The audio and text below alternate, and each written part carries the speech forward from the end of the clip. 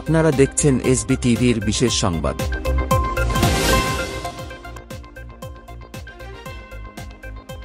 Writ মামলা খারিজ, BNP নেতা ইশরাকের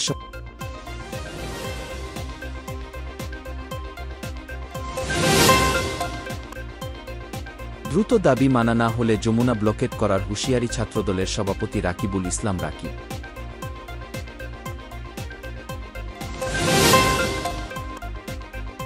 মানিকগঞ্জে আদালত প্রাঙ্গণে মমতাজের উপর ডিম, জুতা নিক্ষেপ, 6 দিনের রিমান্ড।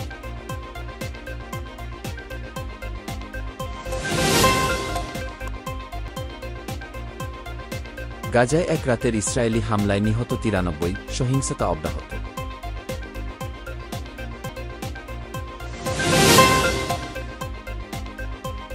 দক্ষিণ আফ্রিকার প্রেসিডেন্টকে সবার সামনে অপমানের চেষ্টা ট্রাম্পের।